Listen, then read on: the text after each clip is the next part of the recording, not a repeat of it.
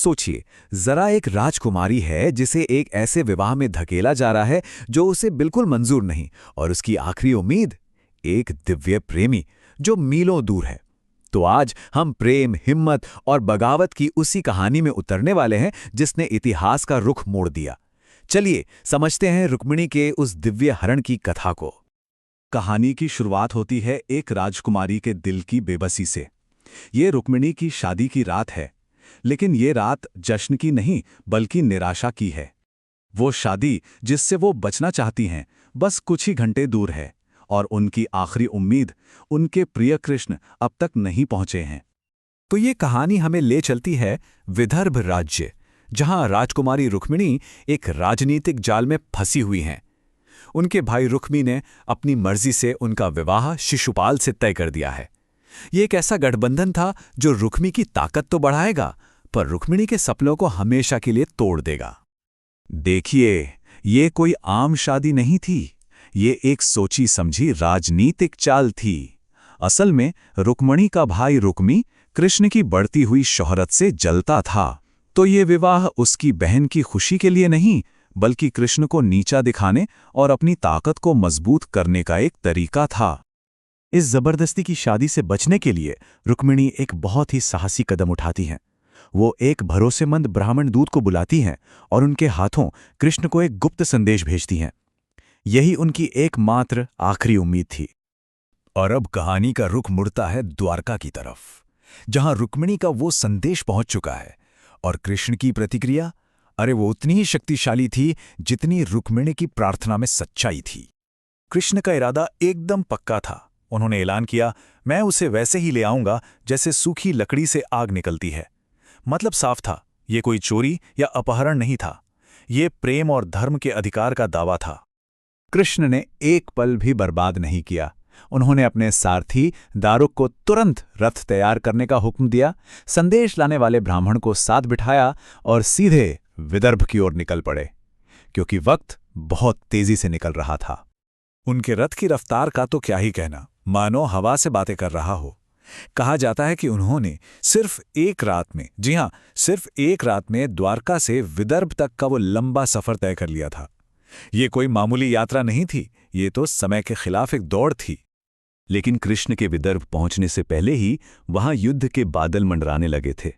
बात अब सिर्फ एक शादी की नहीं रह गई थी, ये दो ताकतवर गुटों के बीच इज्जत की लड़ाई बनने वाली थी। तो मैदान में दो टीमें थीं, आमने सामने। एक तरफ था शिशुपाल और उसके साथी जैसे जरासंध और हजारों दूसरे राजा, जिनका एक ही मकसद था कृष्ण को रोकना। और दूसरी तरफ कृष्ण के रक्षक, उनके भाई भगवान बलराम और पूरी की पूरी यादव सेना। हाँ, कृष्ण इस लड़ाई में अकेले नहीं थे। उनके बड़े भाई बलराम को इस पूरी साजिश की भनक लग चुकी थी, और अपने भाई की रक्षा के लिए वो अपने विशाल यादव सेना के साथ विदर्भ की राजधानी कुंडिनपुर की ओर बढ़ चले।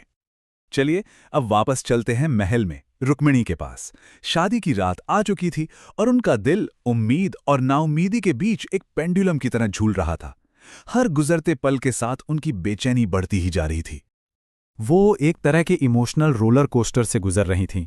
पहले तो घोर चिंता कि कहीं कृष्ण या दूत वापस नहीं आए तो, फिर अचानक उनके शरीर के बाएं हिस्से में एक झंझनाहट हुई, जिसे एक बहुत अच्छा शगुन माना जाता है। और फिर बस कुछ ही पलों बाद वही ब्राह्मण दूत उनके सामने प्रकट हुए और खबर दी कि कृष्ण आ चुके हैं और वो अपना वादा जरूर निभाएंगे। और अब आता है कहानी का सबसे नाटकीय, सबसे जरूरी मोड़। रुक्मिणी चारों तरफ से सैनिकों से घिरी हुई अपनी शादी से ठीक पहले देवी अंबिका के मंदिर में पूजा करने जाती हैं। यही वो पल था जब किस्मत का फैसला होना था। मंदिर की उस खामोशी में रुक्मिणी ने दिल से अपनी आखिरी और सबसे सच्ची प्रार्थना की।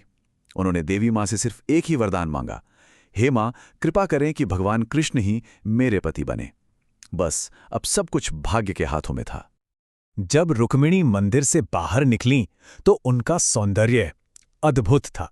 उनकी कमर पर रत्नों से जड़ी बेटी, उनकी वो प्यारी सी मुस्कान और शाही हंस जैसी उनकी चाल, वहां मौजूद हर कोई बस उन्हें देखता ही रह गया था।